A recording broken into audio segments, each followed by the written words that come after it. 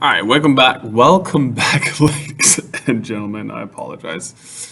I hope that you guys figured out 1 through 5. I want to talk about 6 real quick and guide you kind of through it just because I think we need a little bit of hand holding in the beginning. This looks like a beast, but there's a trick that we can use here. And that trick is to make this a... So here's a trick. What I see right now is 1 plus sine x in the denominator and cosine x over here. But I also know that 1 minus sine squared x is cosine squared x.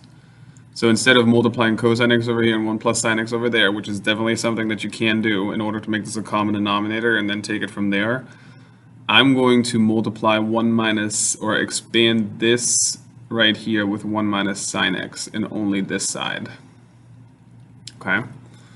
So then we have cosine x minus sine x cosine x over... Well, this is difference of squares, right? So this should be 1 minus sine squared x. And the right side just, I'm sorry, that should be plus. Copies, so we have 1 plus sine x over cosine x. Well, I know that 1 minus sine squared is cosine squared x, so that's going to be my new denominator, cosine squared x. And then we have cosine x minus sine x cosine x plus 1 plus sine x over cosine x. And then I'm going to factor cosine x over here. So that should give me cosine x times 1 minus sine x.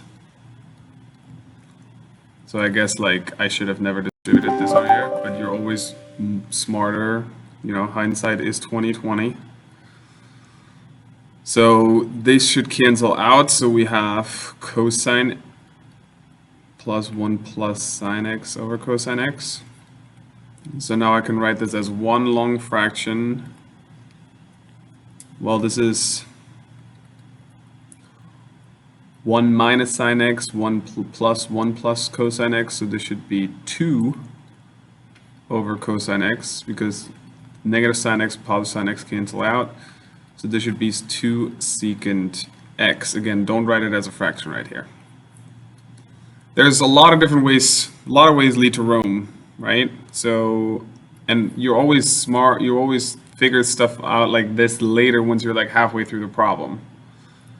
And a lot of times what we do as teachers, we solve it, then we get stuck, and we try it again a different way, and we try it again. And this is literally like a trial and error, and you will get to a neat answer if you follow the steps.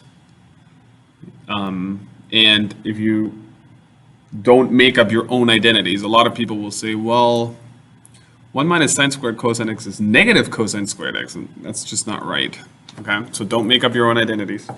Hope you enjoyed. Talk to you later. Bye.